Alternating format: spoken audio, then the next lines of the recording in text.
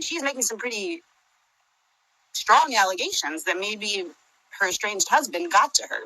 Now, comments like this one have been sprinkled all throughout my videos on the story between the Francis family and John Paul Miller.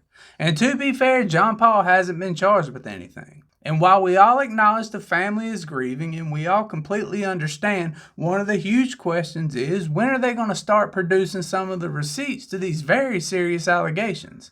And to the people who have made the comment that these are just baseless allegations, a lot of my replies to those comments have been the same. Is the attorney given the green light on this? And if she is, when is she going to make a statement? When are some of these receipts going to be provided? Well, Regina Ward has spoken, and she came to collect. So welcome to the point. Let's get into it. Copyright disclaimer under Section 107 of the Copyright Act 1976. Allowance is made for fair use for purposes such as criticism, comment, news reporting, scholarship, and research. Fair use is a use permitted by copyright statute that might otherwise be infringing. Nonprofit, educational, or personal use tips the balance in favor of fair use.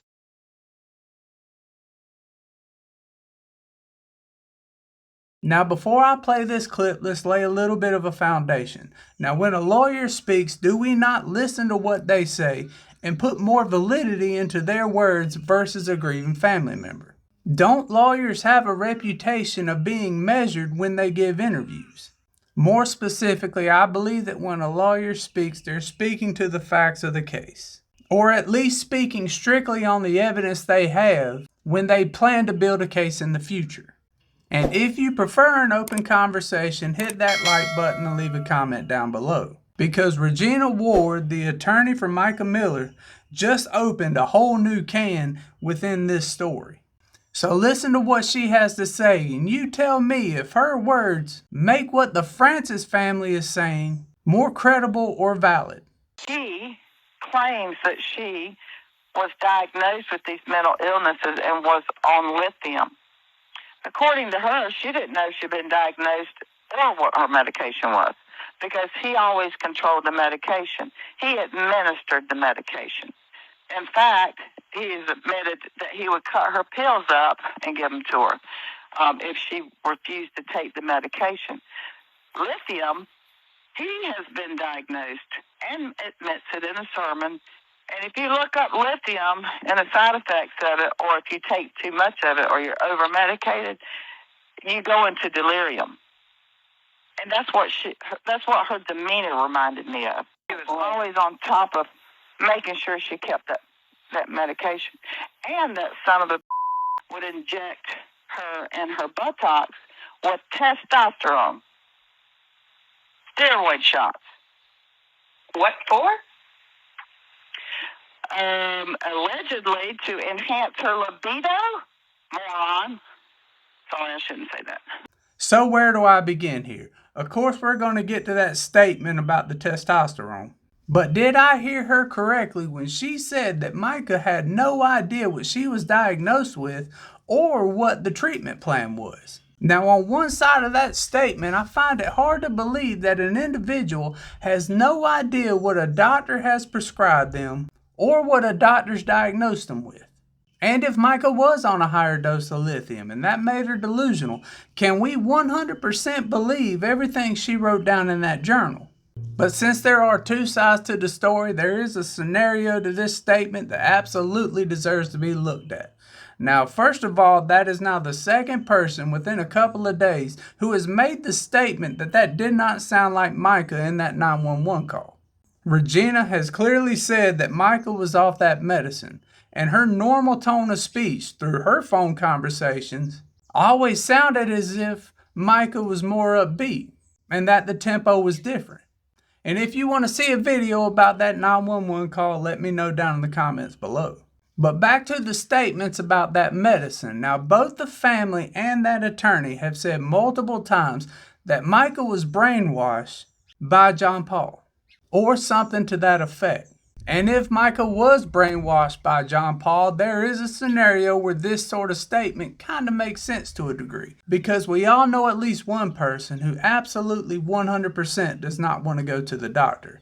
And when they go to the doctor, everything the doctor says is almost in one ear and out the other.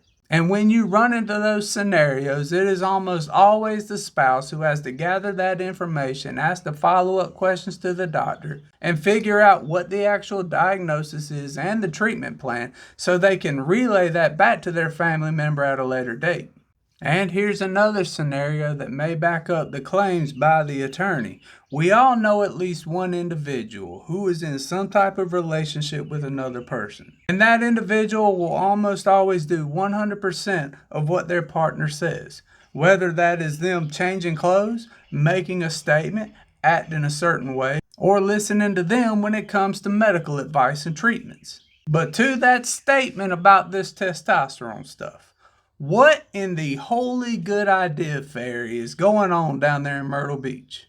And of course, I'm no doctor, but I've never heard such shenanigans in my entire life. And everything I was able to find out online said that when you inject testosterone into a female, it causes excess hair growth, acne, weight gain, and increased growth of reproductive tissues and bone mass. So if any of y'all are in the medical field, please provide some sort of assistance and clarity down in the comment section below. Because what I also found out is that it is absolutely 100% illegal to administer this medicine to anybody that it's not prescribed to. And I'm not seeing a scenario within this story that justifies that kind of stuff being administered to Mica.